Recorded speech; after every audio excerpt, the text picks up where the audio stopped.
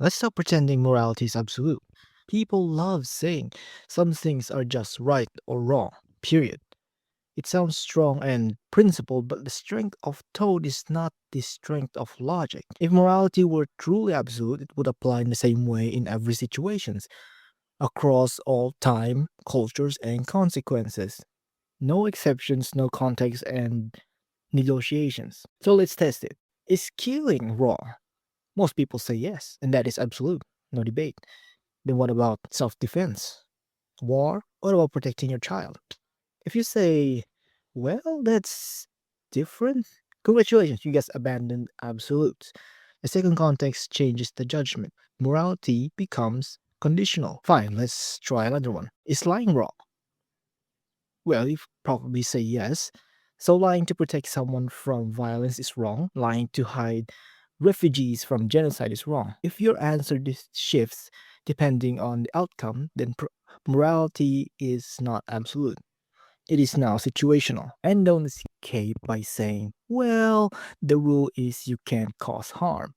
Because harm itself is subjective. Emotional harm, physical harm, long term harm, or maybe short term harm. Harm to one person or harm to many. History makes this even clearer. There are entire eras where societies believed they were morally justified in practice.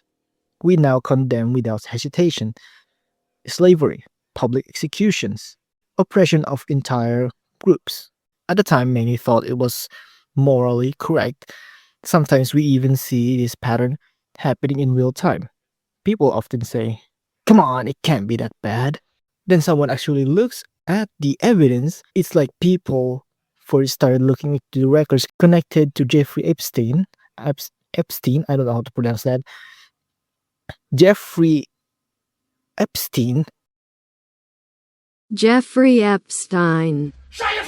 Come on, the files can't be that bad.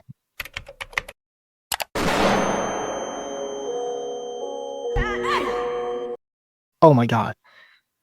Oh my god, that's actually worse than I thought. Reality has a funny way of destroying moral denial the moment is people stop looking away. You could argue they understood the absolute standard, exactly at the point if some ultimate moral truth exists somewhere. Some humans do not access it in a pure, unfiltered way. We interpret it, and interpretation means subjectivity. Two people can commit the same act with different intentions. One steals to exploit, one steals to survive. The action is identical, but the moral judgment isn't. Why? Because morality isn't just about behavior, it's about context, intentions, and consequence. An absolute system doesn't bend.